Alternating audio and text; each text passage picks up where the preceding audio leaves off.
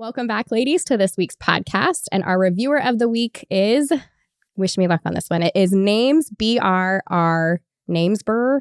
Johnson. And she says, fantastic podcast through and through. Hi, Stephanie. I found out I was pregnant with my first last March. Your podcast was recommended to me by a friend as she knew I was interested in a, quote, natural birth. Though my initial desire was there, you were the influence that fully converted me. Yay! I'm so excited about that. From the first episode, I was hooked. And thanks to slyly listening to one of your episodes while my husband was in the room, you sparked his interest. Can we just add that to everyone's list? Yes, please slyly listen to these episodes with your husbands in the room. Before that, he was unconvinced that a home birth would be safe. He has now become a fully converted advocate for natural childbirth. My husband can relate to that too, 100%. You were the catalyst that led us to 3 different birth courses worth of knowledge. And it seemed like whenever I had a question those other courses didn't answer, you knew. Because you'd release an episode that week on the very thing I needed help with. I hope you know how inspired you are. Armed with knowledge and as many tools as I could gather leading up to my birth, I had an amazing and adventurous labor and delivery experience lasting under 4 hours start to finish. That is incredible. That is what we call a precipitous birth. That's crazy. I felt empowered and confident the whole time because I knew what to do and had a wonderful support system. And so much of that I owe to the things I learned from you and this podcast. Thank you for being such a powerful and informed advocate for women around the world and for encouraging them through education to tune into the power within them, enabling them to confidently accomplish the most important and life-changing adventure of their life, aka the bearing of children. You are wonderful. Thank you, Brianna Johnson. Oh, there it is. There's the name. Thank you, Brianna. What a really neat review to read. I greatly appreciate that. I love hearing when you guys have these experiences that you just set yourself up for success, and you can come back and tell the world that birth is normal and natural and wonderful and anyone can do it, because that's exactly what happened for me. I'm excited today, you guys. I was just telling our guest here, this is my favorite part of what I do on the podcast, and that is listening to you guys tell your birth stories. So I have a mom here today, my essential birth student, who has had an incredible birth, and she's here to share it with all of you. So Starlee, will you take a moment, please, and introduce yourself, talk a little about yourself, your family, and just a little about you. Yeah. I am from Utah. I'm 27. I'm a first-time mom. Before having baby, I worked as a CPA in a tax firm. So did a lot of taxes and definitely had my busy seasons, and that kind of definitely played a part in the pregnancy, but it was good. And yeah, just loving my little boy and love being outdoors, camping, hiking, boating, anything outside is great. Awesome. And if you don't mind, would you take a moment and share a little bit about like your kind of pregnancy journey? Because it wasn't so easy for you guys. Is that right? That is correct. Yeah. So we tried for almost 2 years, actually.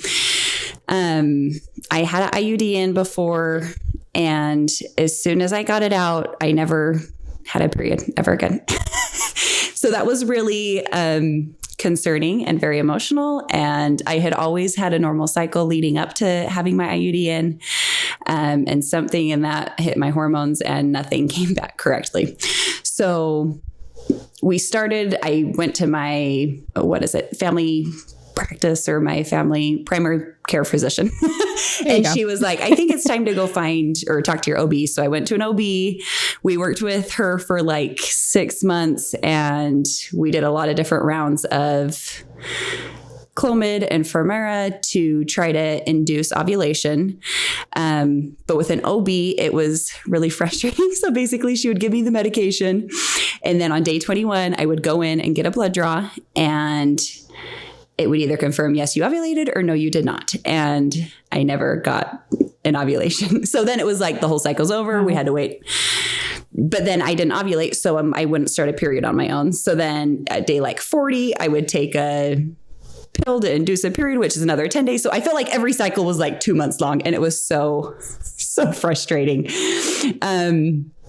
So then, yeah, after about 5 cycles with her, we decided it's time to move to a fertility clinic, and we did, and we got ovulation the first month. Oh, good for you. That's awesome. So what a difference. What an important thing for you to be saying right here, right now for women who are listening. Yes, totally. And if I were to do it again, I would go to a fertility specialist sooner. And that's the advice I give everyone, that they know it's worth paying the extra money. A lot of it's out of pocket, but it is so worth it. Just the way they monitor more during the cycle. So I would go in and get ultrasounds every couple of days to see if my follicles or the eggs were growing on my ovaries.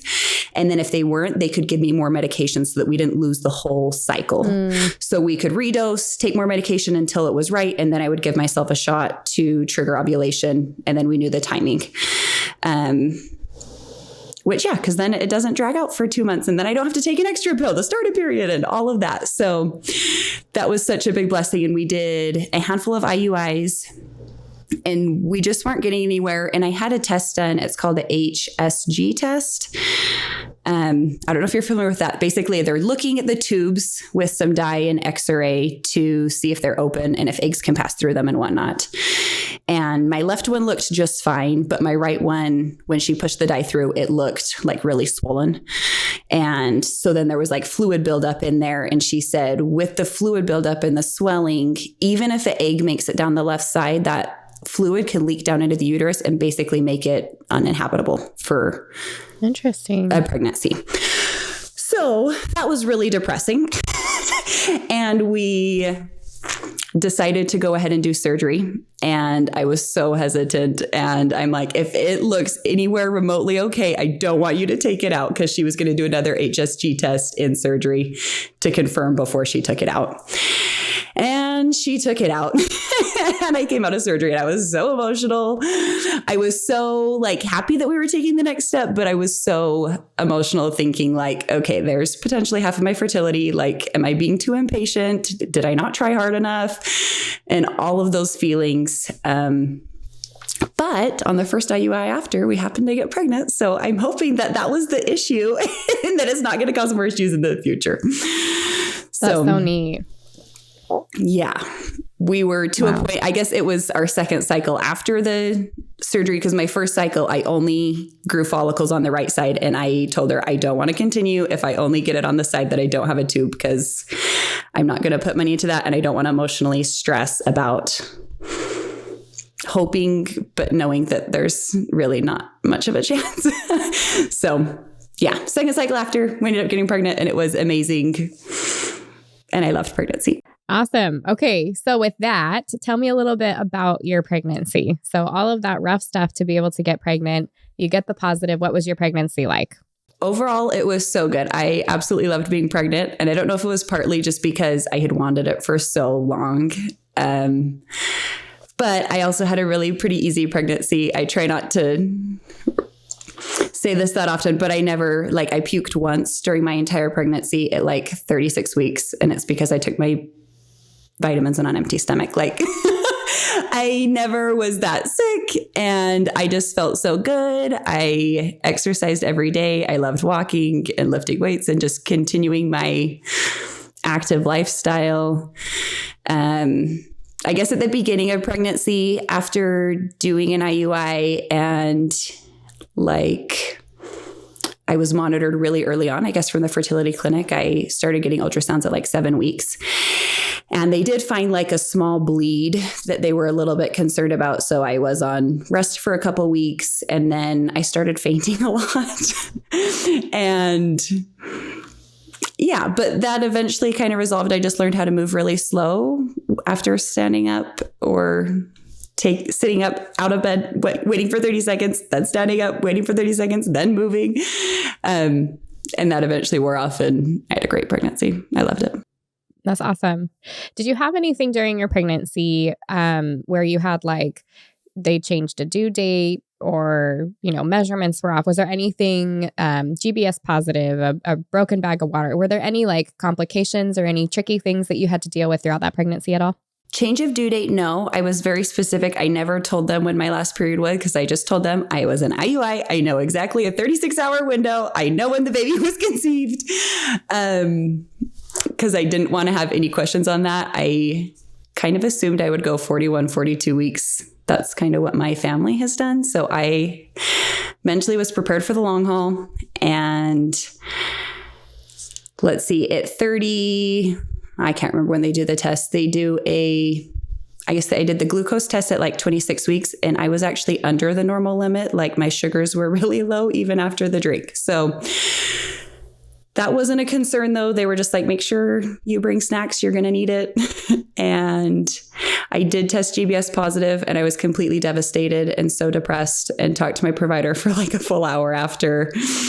And my providers were so good. I ended up switching providers actually at like 26 weeks. And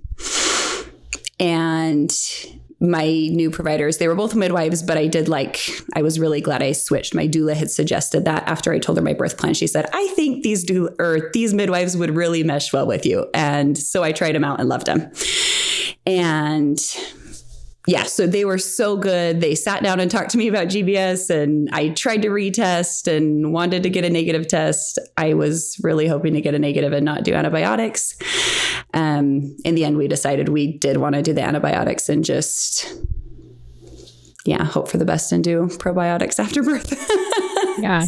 When you said that you talked with them for an hour, my first thought was, I wonder what kind of provider you had. So I'm glad that you shared about that. So will you maybe just for a moment talk about what was the difference for you? What made it feel so much better to be with those midwives that were recommended by the doula versus who you had as an OB? Because it sounds like it wasn't a terrible thing with your OB. It wasn't like on your mind to switch. It was kind of the doula saying, this birth plan is going to be supported here. Totally. I was actually with midwives at the beginning, and they were good, but I do feel like they were they had more of a thought process of an OB. They definitely had lower, when I asked them all their statistics of episiotomy and forceps and all of that, they had really low, kind of more like a midwife. But when I would ask them questions, they were very closed off to anything. Even I asked them about the glucose test, and they said, yeah, no, you have to take ours. There's no substitutes. And I'm like, really? I don't think that's true. And they're like, well, we can do a randomized glucose test, and it'll just be for you, and you can decide what you want to do from there. And when I went to my new midwives and I asked them about it, and she gave me this whole list of all these alternatives that she accepts and that she sees as fine. And other differences, I had asked her, I'm like, my first midwives, I'm like, do you care if I eat during labor? And she's like, well, yeah, that's fine. I'll just turn my head. It doesn't matter. We get that that's okay. Whereas when I asked my actual midwives, the second ones, they were like, oh yeah, we tell everybody bring in food. The nurses know what we do and we accept it. They just were so much more of we know the evidence and we are going to run that way. We're not going to try to hide anything. Our hospitals know how we practice, so it's fine. That's awesome. So did you end up switching hospitals too? Uh-huh. They were both in-hospital providers. That's awesome. Yep. That's awesome. Doing the work, it makes such a difference. I think I was just messaging with somebody recently this last week on Instagram. It was a mom who had reached out and kind of my doctor's saying this and this. And anyways, just realizing that when we're hearing information back from our providers, even those that we like, that is one or two people's opinions. It is their personal, professional, medical opinion.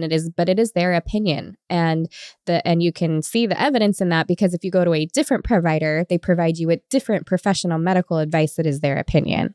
And so that's where it gives us that power as a mom to understand that there are different ways that different providers practice. And it doesn't mean that one is safer or better than the other, in particular, in regards to us. We get to choose those things, what feels right to us. So I love that you shared that. I actually love that they were both midwives and that was your experience. And it sounds like the second one was a better fit for you, which is just awesome. I love that.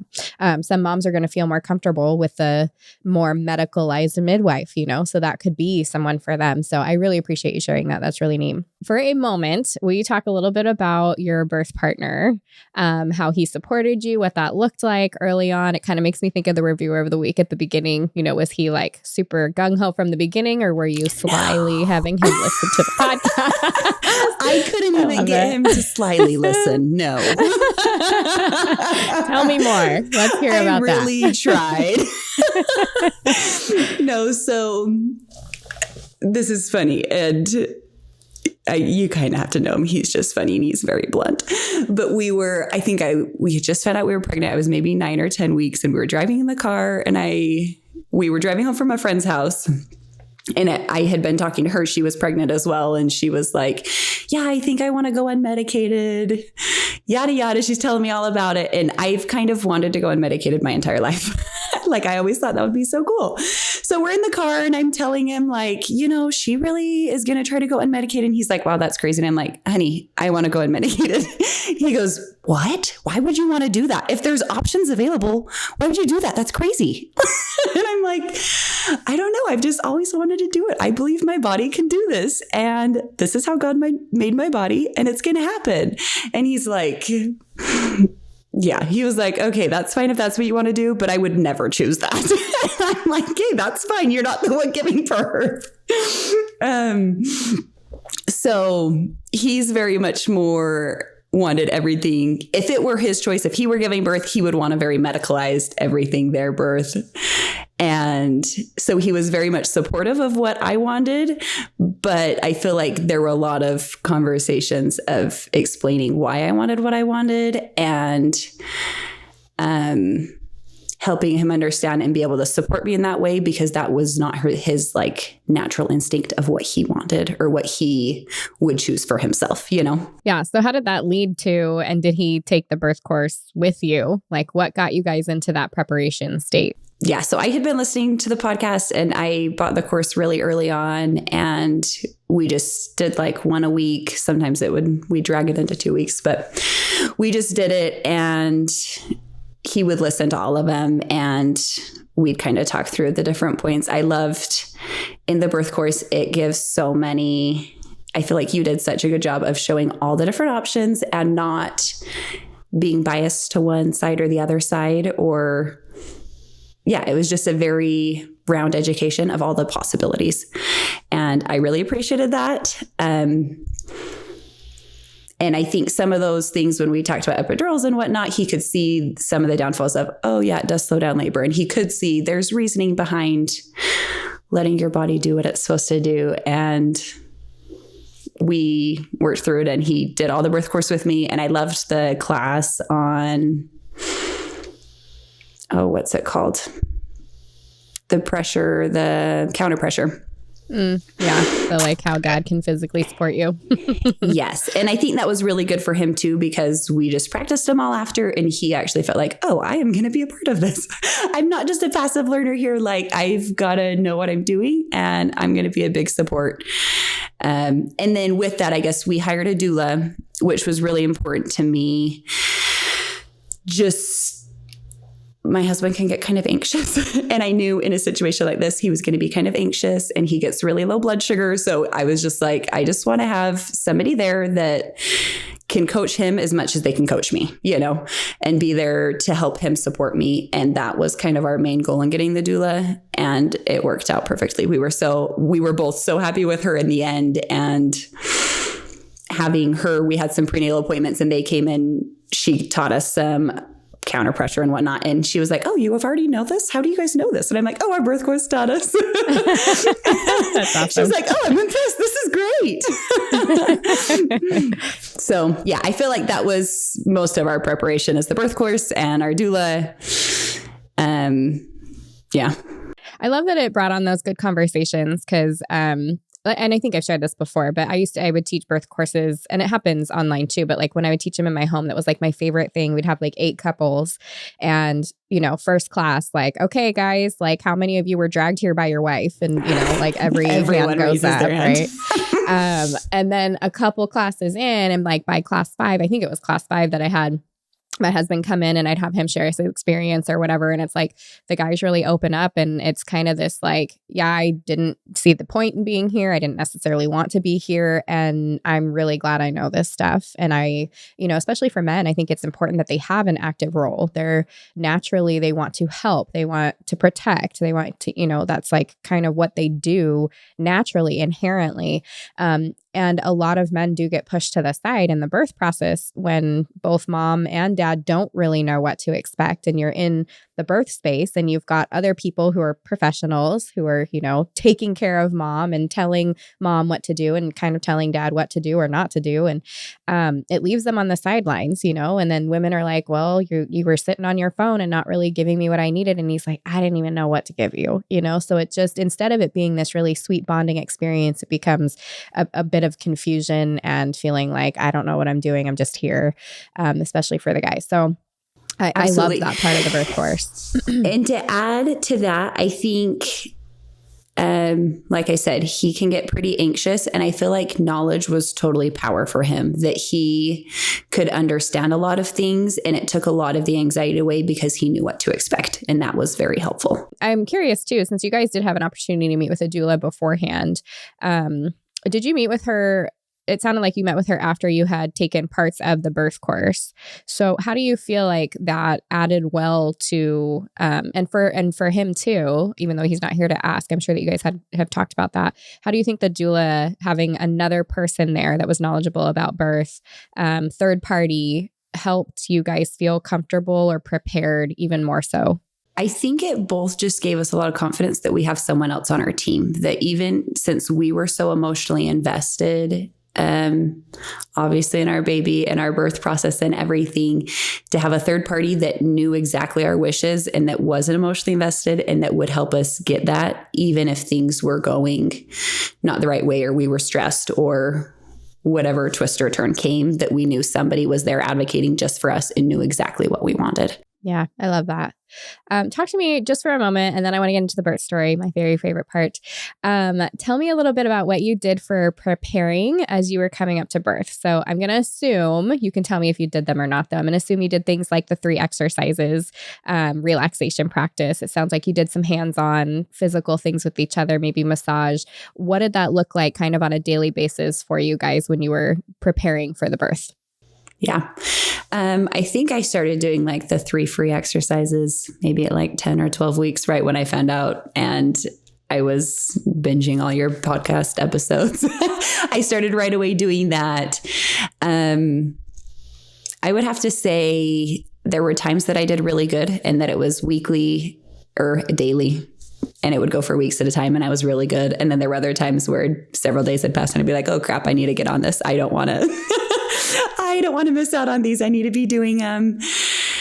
I honestly, the deep squat, I never could hold for 15 minutes at a time. I could do like 5-minute segments and I would try to do that 3 times a day. So we worked through, I did that. And then I did a lot of meditations. I used yours as well as my sister had a birth course. And so I borrowed some of her tracks that she had used that she really liked, just because I was trying to do that every night and I needed some variation. So I kind of mixed it a bunch. And then I was like looking up some on Spotify, just kind of trying to find something every day to do. And I really loved the meditations. Those were really good for me. I fell asleep every night to them. I very rarely ever made it awake through one of them, I feel like. Yeah, that's great. Was there anything coming up to the birth, any kind of birth preparation that you did in the way of like, did you drink red raspberry leaf tea? Did you ever use clary sage, evening primrose oil? Did you do anything to start labor? What did that look like for you? I did start drinking red raspberry leaf tea around 34 weeks, I think. And then at my 36-week appointment, I asked her if it was okay. And she's like, yeah, you can start that at 37 weeks. I'm like, whoops, I guess it's fine. So yeah, I did the tea. I had really good intentions to eat dates and I don't know what happened. I just didn't get around to it. I did do a little bit of clary sage. Actually, no, I didn't. I bought it and took it to the hospital, but I didn't use it beforehand. But I did do the pressure points on the ankles that a lot of times you combine that with. Maybe around 37 weeks, I started doing that. But honestly, I was really content being pregnant until about 37 weeks. Before then, I was kind of just thinking like, I'm not ready to be done. I don't want to be done being pregnant. Like I'm excited for the baby, but I'm not done. I love this. And then 37 37 weeks hit and I started to get really uncomfortable. I'm like, okay, baby can come now. I'm ready. Same for mine. And I had actually texted my doula and she sent me a couple of like YouTube videos of exercises. I mean, to help induce labor, right? Whether or not that works or not, who knows? But, yeah, just different exercises. And a lot of them were similar to, I guess, the ones in the birth course of like exaggerated side lying and different things like that I started around probably 38 weeks when I was like, okay, I'm ready to be done. Okay. So walk me through your birth from that very first contraction. Okay. So I guess leading up to that, actually, at my 37-week appointment, I decided to get checked. I had actually talked to my midwife about it. I'm like, I don't want to get checked until I'm at the hospital. I'm in labor. And she's like, that's fine. And I'm like, wait, but you're asking me if I want to be checked. Why would you suggest that? And she's like, well, the only reason I would suggest it, it's not going to tell us a ton, but it will tell us if you should pick up on evening primrose oil or if you should maybe do more red raspberry leaf tea. It can help us know if we want to try to help get your body more ready. And I'm like, okay, yeah, that's fair. That's a good reason. You can check me. So I had her check me at 37 weeks and I was already 3 centimeters dilated and like 70% effaced. So wow. She was like, yep, you're fine. Your body's doing what it's supposed to do. You don't need to pick up anything extra. Go right ahead. So then 38 weeks, I had progressed a little bit more. I was like 4 centimeters dilated and 80% effaced. So just slight progression. 39 weeks, no progression. And then at 39 and 4, it was totally just a normal day. I had taken the day off work because I just wanted to relax. And I thought, I'm just going to take the day and enjoy. So I woke up, I exercised, I took a bath. It was totally normal. No signs of anything whatsoever. Went and walked around all day out at an auction with my dad. We were looking at some stuff and so I was active, but it was freezing and no contractions. Got home. I was so tired. I just laid down. I'm like, I'm just going to read a book and lay here. And I started feeling contractions and I was so confused. I was like, I can't start this until like 41 weeks. Like, I know that's what first time moms do. And this can't be real. So yeah, I started feeling contractions. I didn't want to time them on the app yet. I was just looking at my watch on and off. I think they were like 6 to 10 minutes apart. Yeah, I just didn't believe it was real, I think. And so I didn't want to like false alarm. I'm playing with my app. I just thought that would make me more anxious. So I'm like, no, I'm just going to let it play out. I definitely didn't want to tell my husband, Taylor, because I knew that would cause him anxiety. So I'm like, I'm just going to see if this is real. I'll tell him later. It's fine. So after laying down for a while, I'm like, I'm going to go on a walk. I invited him and he came and we went on a walk. He still didn't know. I could just breathe through them and that didn't really pick him up, but they stayed 6 to 10 minutes apart. And I came back and bounced on my birth ball, did all the things. I'm like, I'm just changing all the movements and seeing if it comes. So I'm bouncing on the ball, reading my book. And after a little bit of that, I'm like, okay, I think they're picking up. I should probably start timing them. So I pulled out my app. At that point, they were like 5 minutes apart and maybe 45 seconds long to a minute. And I think I stayed in the nursery on the bouncing ball for at least an hour with those kind of contractions. And then I'm like, okay, this is real. It's not stopping. I'm going to go in and pack the last minute things that in my bag. So I still haven't told Taylor yet. And he's in here. He was like working on the computer. It was late at night. I guess my first contraction was around 5:30. So this is probably like 7:30 at night. And he's working and I'm like running and grabbing toiletries out of the bathroom and putting them in the bag in the bedroom, like trying to be so discreet. And then I'd like go in the back of the bedroom and like lean over the bed and have a contraction and then like hurry and jump back up and act like everything was normal and like go. And I went and got the sheet the midwife had given me of numbers to call depending on what time of day it was. And I'm like explaining it to him and he's like, yeah, go ahead and put it on the fridge. So I stick it on the fridge and then like run back in the room and have a contraction. And then I'm like, oh, I should shave my legs. So I go get in the bath. I don't know if I was just really anxious about being in the bath that I thought it was going to slow my contractions down or if they really did slow, but I like got in there and I felt like they were slowing. So I like hurried and jumped back out. I'm like, no, don't stop now. We're already so far into this. So yeah, I got out and then I came out and I'm like, Taylor, I think it's time. Like, you should pack your bag. We've been talking about it for weeks. I'll help you pack your bag. He's like, yeah, I'll come in like 15 minutes. And I'm like, okay. So I go back in and I'm like having contractions on and off. And then he finally comes in and he goes in the closet to grab stuff. And when he's coming out, I just like gave him a big hug and I said, honey, we're having a baby tonight. And even just like saying that makes me want to cry. It was like so emotional. And so exciting. And he just like got big eyes and like pulls me away and is like, wait, how do you know? Is this real? And I'm like, yeah, I'm having contractions at least for the last like 3 hours. And they're like 4 to 5 minutes apart right now. And he's like, what? He was so confused. I'm like, well, I can handle them just fine. Why would I tell you and stress you out? So yeah, then he pulled out his app. He very much wanted to be a part of it. And he had downloaded an app timer or a contraction timer and was timing all of them as much as I was. And at one point he's like, here, he'd like have to go to the other room. He's like, here, started on my phone too. He wanted it on both phones to prove it to himself, I think, but he was so cute. But yeah, he was pretty anxious. And at that point, he's like, so have you told anyone? Did you tell your midwife? Have you called your doula? And I'm like, I was just thinking of texting my doula because I want her to know before she goes to bed at night, just so she has a heads up. It was like 9 o'clock by the time I told him. So I got on the phone and was texting my doula. He called the midwife just to let her know that it's potentially happening tonight. And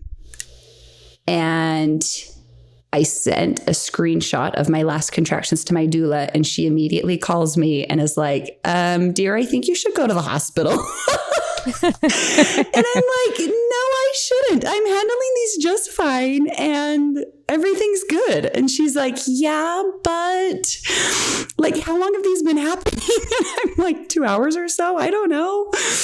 And she's like, yeah, I want you to meet me at the hospital. I'm like, no, I'm not ready. You can come here. And she's like, okay, I'm on my way there. But in the meantime, she was like 45 minutes away. She's like, if in the meantime you need to go to the hospital, just text me and I'll meet you there. She was really like, yeah, you should be at the hospital already. And actually, while I was on the phone with her, so funny, my husband's app starts like blinking red saying, go to the hospital, go to the hospital. So his anxiety's just like shooting through the roof. Like, my wife's crazy. Why are we still here? So yeah, she got here and we stayed at the house for maybe 45 minutes with her. And honestly, as soon as she got here, like, Taylor's anxiety went right down. And it was so nice for him to be able to talk to her and be like, okay, what's Starlee doing? Why is she doing that? Why is she leaning over? What does this mean? You know? And she was able to explain like, no, it's okay. She's listening to her body. This is totally normal. You know, women can be like this for hours. You know, she was just explaining everything. And it was so helpful for him to have that. So then after like 45 minutes, she's like, my contractions had picked up a little. And she was like, it kind of looks like you're not getting a break. Like, you're getting some back to back. And I'm like, yeah, but at this point I was still managing completely on my own. I had emotional support, but I wasn't getting any counter pressure or any like support like that from them. And I was totally just like walking around the house and I'm like, oh, I'm going to hurry and clean the bathroom in between contractions. And I'm going to hurry and sweep the floor so my house is clean. I don't know. And at that point she was just like, yeah, I think we should probably go. And I'm like, okay, I guess we can go. It was almost midnight when we got to the hospital. The ride wasn't as bad as I thought, but it was also only 5 minutes. So, you know, I was kind of like leaning over I was in the front seat because I had told my husband, I'm like, go put everything in the trunk. And maybe I didn't say the trunk, but he went and put it all in the back seat because I planned on being in the back seat. And I'm like, honey, where am I supposed to go? He's like, I don't know. Sit in the front seat. So, we got to the hospital, we got checked into triage, and they measured me, and I was still 4 centimeters and like 90% of face. In my head, I'm thinking, see guys, I wasn't ready to come to the hospital. Like I knew I had more time, but I wasn't necessarily discouraged, because in my head, I was in it for the long haul, and I was expecting like a 24-hour, 36-hour labor. First time mom. That's kind of what my sisters and my mom had done if they went unmedicated, that they were really long labors. So I was totally expecting something really long. So in triage, they came and checked me every 30 minutes or so. And they kind of kept saying, well, we'll give you another 30 minutes. Like you're not, like you're in legit labor, but from what we're seeing, you're not progressing, right? Your dilation and your effacement are kind of staying the same, and you've been like this for 3 or 4 weeks, The only thing that they did say every time they checked me, they were like, your bag of waters is getting more and more bulgy. Like as soon as this thing breaks, your baby is going to be here so fast. And I'm like, okay, yeah, don't break it. I don't want it to break. I want it to do its own thing. And I was also nervous being GBS positive. I was like, I don't want it to break any sooner than it needs to. And I don't want to be put on a timeline. All of the things that are in my head of, no, don't let it break. I am progressing just fine. And in triage, although I wasn't progressing like by dilation and effacement, my contractions were picking up a ton. So within about 30 minutes of being at the hospital, I was needing a lot of support. And my husband and my doula were doing a lot of counter pressure, and I was walking and just all the things to try to cope through the contractions, I guess. And we were in triage for about 2 hours, and finally the nurses came in and they're like, so we've talked to the midwife, you haven't progressed anymore, but given that you're GBS positive, she's okay to admit you, start antibiotics, and she'll come in 4 hours or so and break your waters and get things moving. And that was really discouraging. That was the first point that I kind of felt like, oh, things aren't going like I want to go. And I was thinking out loud, I'm like, well, my other option is to go home, which I'm not going to be able to sleep in between these contractions. They're coming too close together, and I need so much support on every single one. Like, that's not an option. I can't go home anymore. Like, we're here. And they were like, yeah. And I'm like, okay, so my one option is to get admitted. Let's do this, I guess, and hope that things start moving. So I got admitted, got the antibiotics. They were not a bad experience for me. I've heard a lot of people say that that's one of the most painful things, and I didn't notice it at all. I think they were done in like 20 minutes. And as soon as it was in, I'm like, let's get in the bath. I need something different. What we were doing was not enough anymore. So I got in the tub, and it just got so intense. And I thought, this is not Mother Nature's epidural. Like, this is not what people say it is. I am not getting the relief I need. I've been lied to. I've totally been lied to. And given, the hospital that I was at, it was a very like normal thing of like a house tub. So like when I was sitting down and the water was full, it came up to like maybe my belly button. So I wasn't fully immersed either. I'm like, this is totally why, like, I'm sure people weren't lying to me. Like, this is just, I'm not getting what I need.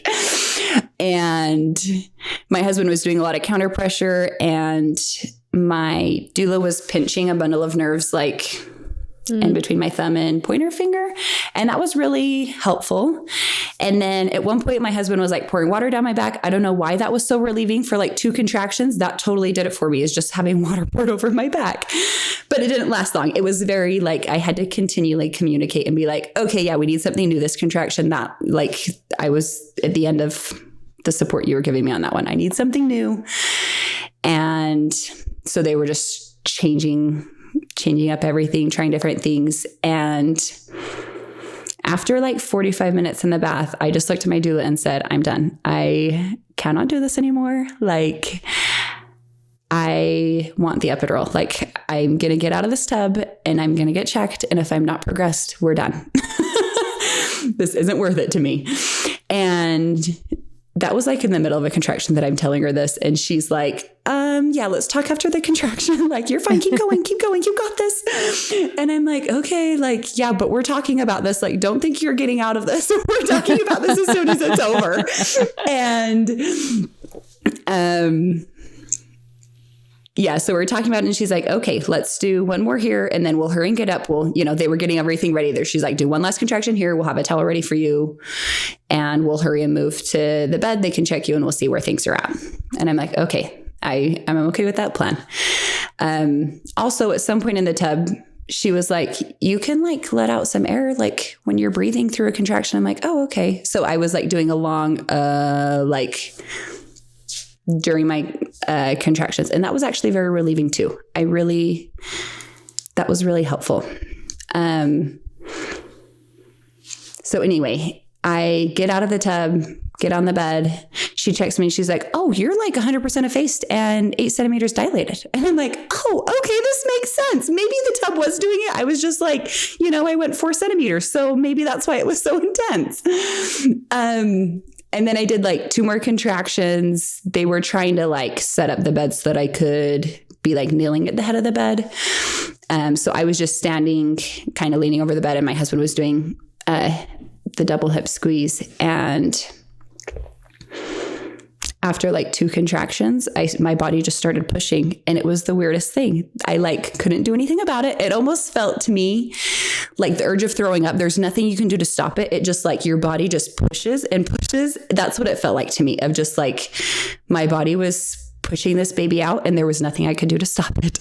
So I look at the nurse and I'm like, my body's pushing. And she looks at me and she's like, okay, let's hurry and check you. She checked me and sure enough, she's like, yeah, you're complete. You can go for it. At this point, they were starting to stress out. Like, okay, we told the midwife 5 minutes ago that you were an 8 and she was 30 minutes away. So let's see how this goes. It was also a snowstorm. Yeah. And she had to come around the mountain and was like, they were worried she wasn't going to make it. But at this point, my bag of waters is still intact and I'm pushing and they're like starting to see my bag of waters come out of me. And it was just like, it looked like this yellow balloon kind of like coming out of me. It was the weirdest thing ever. And I reached out, I remember feeling it and being like, wait, is that his head? And they're like, no, that's your water. And it was just so slimy. And I was so confused. And I'm like, why isn't this broken yet? But I'm totally content because I'm GBS positive and I've only gotten 1 round of antibiotics. So, which kind of in my the back of my head was my goal. My midwife had told me that 2 is ideal. We don't want anything more than 2. And if you get 1, that'll be just fine. And I was like, okay, yeah, let's go with just the 1. So I pushed, kind of leaning over the head of the bed for 20 minutes and then switched to a squat bar. And I was on the squat bar for maybe like 20 minutes as well. Just pushing every contraction and getting so much help. My nurse is on one side of my hip and my husband's on the other side, and they're both pushing as hard as they can. And my doula's in my face, like, pushing on my knee. And there's another just on my other knee. Like, there were so many people around me just giving me so much support. It was amazing. At one point, I just like looked at my husband and looked at my doula, and I'm just like in tears. And I'm just like, you guys are so amazing. Like, you guys are so good. I couldn't do this without you. And my nurse just looks at me and laughs. And she's like, I don't think I've ever heard someone say that. Usually we're the ones telling you that you're doing great. And I'm like, no, you guys are so good. I couldn't do this without you.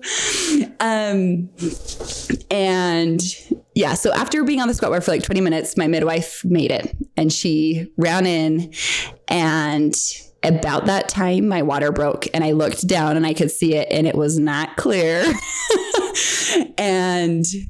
But I wasn't stressed. I was like, it's fine. Baby's coming. I'll be all right. So they hurried and called in like the NICU team to be there in the side. They were just kind of in the corner. But also before that, there were like maybe 10 nurses in there because they all wanted to see my bag of waters. They thought he was going to be born in call. So there's like all like, I was totally the star of the show. And there were like 10 nurses lining up on the side of the room, like watching my bag of waters come out. As soon as it broke, they all left and the NICU team came in. It was way less exciting. And yeah, so then my midwife got there and I ended up going back to the head of the bed, kind of on my high knees and pushing there. That was easier for me. I have a really long torso. And I was so tired at this point. At this point, it's like 4 a.m. and I'm leaning over the head of the bed and just kind of exhausted and needed something to fully carry my weight. Yeah. And then as soon as my water broke, I definitely felt more of like the ring of fire and baby's head descending. And up to that point, I had tried not to push. I kind of wanted to breathe my baby out. But at that point, I was so tired and like the ring of fire was so intense. I'm like, we have got to get him out. I am not holding him here any longer than I have to. And I'm like starting to push a little bit more. And then he came out. And he was here and he was behind me. So like my midwife caught him behind me. And so then I like stand up and I'm like lifting my leg up and over the umbilical cord, trying to like get turned around and put him on my chest. And then they helped me sit down. They were all nervous. And I sat down and just snuggled him. And it was the best thing ever. We snuggled for like 2 hours before they even attempted to take him off me. It was great. That's awesome. That's a really neat story. Okay. Can I take you back to the beginning for a moment and just ask you, because I know moms love to hear about this. I love to hear about it too. What did the contractions at the beginning feel like for you? And if you've had Braxton Hicks, will you talk about the difference, if you could tell what the difference was? They definitely were different. Braxton Hicks to me just felt like, I felt it more in my stomach just tightening, almost like, like my abs were tightening, almost like if I were doing a crunch, like it just felt really tight. Whereas my first contractions were much more like a period cramp. Like it felt like a menstrual cramp and it was a lot lower. And honestly, during my real contractions, I don't think I ever felt like my stomach tightening. And maybe I wasn't focusing enough on it. I didn't feel my stomach tightening. It was more just like menstrual cramps down low. And did it remain like that? Or how did those change or progress as time went on? I think they just got more intense. But they were pretty much period cramps the whole way through until I was pushing. And then I guess I did feel like the whole tightening of everything to push him out. That's awesome. Thank you for sharing that. I think probably my favorite parts of your story are just like you had said, like all that support. It is so interesting how when you feel safe emotionally because of the space that is being kept around you for you, that you can lean into that. Like you're not worrying about, is the doctor going to recommend something? I don't like your head doesn't have to be anywhere else. It can be focused right here, right now on this contraction and working through this one spot. Were there any like mantras or like what was happening in your head? Were there things that you were saying to yourself like keep going or were there anything like that helped you get through it? Yes. When I was in the tub, my doula asked me this. I think it was right before I was asking for an epidural. She's like, why are you choosing to do this? Why is this important to you? And I just told her, I believe that God made my body to do this. I was designed for this and I can do this. And so I kind of kept that in my head of saying, God made my body to do this. This is how it's supposed to be. And that was really helpful. And then once she knew that, she kind of helped remind me that anytime that my voice started getting a lot higher, she would like calm me down and be like, no, God, you made your body to do this. You can do this. And I had made all these cute affirmation cards, but it all just happened so fast. We didn't even have time to get him out in the hospital. Like, because by the time I was admitted, I was only in the room for 2 hours, one of which was in the tub and one of which was pushing. Like there wasn't time to put out my cute affirmations or put up the little lights that she had brought and all of those things, you know? Yeah. Yeah. So with that being your affirmation, were there any did you feel like spiritually any closer to your God or your creator? Was there anything like special about that being your affirmation as you look back on absolutely. That? It was so, I don't know, kind of like a sacred space in there. And there were several times that I was praying in my head and then several times that I actually vocalized my prayers. And I was just saying, Heavenly Father, please help me. And I need support now. And I remember when I was pushing the last 20 minutes before he came out, yeah, I was just vocalizing so loud of, Heavenly Father, help him move down, help him move down. Like, and I was also like rubbing my belly and talking to him, to my baby as well, and saying, we're ready for you when you're ready. Like, we love you, come down. But I think that together with like praying and talking to baby just created such like a sacred, kind of like a spiritual environment during that whole labor. I'll say, like, as a doula, I don't think there's anything better than being in that space with somebody. It is very sacred. And when a new baby is born, just the entire experience is very special with the mom. And then with that new life there, it's you can't explain it unless you're there, unless you're experiencing it. But it's a very sacred space. I don't think you could say that any different, like any more perfectly. I completely agree with that. So it's neat that you were able to experience that and feel that. I know a lot of the times, there's just so much going on and it feels so crazy that sometimes we don't get to feel that pause or notice it until later. But I love that you were able to feel it in the moment. That's pretty neat. I do like to end these episodes with any advice that you have for moms and or partners. So if you could give like your best advice to moms that are listening, what is something that you would say that you think would be really helpful to them? And then same question for dads that are listening. I would just say, trust your body. I don't know. That's kind of what I lived by. Like, my body is not going to do it wrong. God made my body to do it this way. And staying in that mindset was so helpful. Just trust your body. Your body knows what it's doing. And don't let a provider tell you otherwise, that your baby's too big. Or, I mean, obviously there are circumstances that's true, but don't let other people derail you. Like, do what you want to do and be confident and trust in that, because that's really what you're made to do.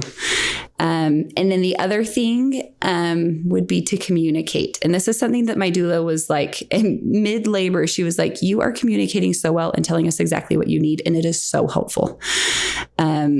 So just communicate, and partners, I guess, be willing to accept that communication. It doesn't mean you're doing something wrong, but from one contraction to the next, things change. And what worked on one contraction may not work on the next contraction. And several times I was just like, I need something more this contraction. We have to switch it up. And my doula would come up with something different, or my husband would suggest something and we would try it. But keeping that open line of communication was so important. And yeah those awesome. Would be my biggest things. That's great advice. I love I hope we quote that this week on Instagram, just from one contraction to the next, you can need something completely different. So, don't take it personally. Thank you so much for your time and for sharing your birth story here. It was very special and I loved hearing it. I really appreciate it. Yeah. Thanks for having me.